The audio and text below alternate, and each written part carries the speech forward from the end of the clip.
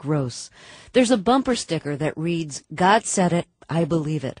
My guest Bart Ehrman's reaction to that is, well, what if God didn't say it? What if the book you take as giving you God's words instead contains human words? Ehrman is the author of the new book, Misquoting Jesus. It's about how the New Testament was altered by the scribes who handwrote each copy and in the process made intentional or unintentional changes. Ehrman chairs the Department of Religious Studies at the University of North Carolina at Chapel Hill. He's a scholar of the New Testament and the early church. He was born again at the age of 15 and studied at the Moody Bible Institute. Later, while attending Princeton Theological Seminary, he started to have doubts about the literal interpretations of the Bible. He now describes himself as an agnostic.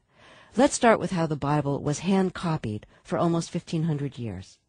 With the Bible, we're talking about a period before there was movable type, and so for books to be reproduced, they had to be copied by hand.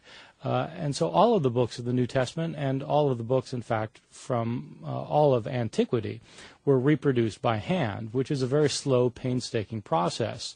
To mass produce a book in the ancient world meant that you would give the book to a company that did these things, and they might have 5 scribes there who would copy the book. And so the mass production, or the Kinkos of the ancient world, was the little scribal shop on the corner where you might have 5 guys doing this to make a living.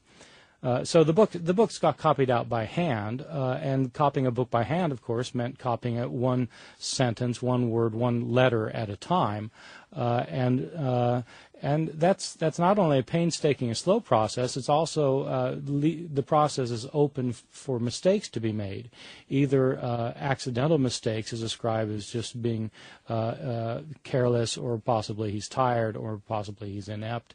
And sometimes scribes actually change the text intentionally. When they think the text ought to say something different from what it does say, they could change the text. And then once, of course, they changed the text, the change was made permanent because this was the copy then that somebody else would use who copied the text later. Let's look at one of the classic stories in the New Testament that you say scholars say was changed, changed by scribes. And this is the story of the woman caught in the act of adultery. Tell the story as we know it. Well, it's a terrific story. It's found in the Gospel of John, chapter 7 and 8. The Jewish leaders have caught a woman committing adultery, and they bring her to Jesus, and they set a trap for Jesus. They ask him, they say,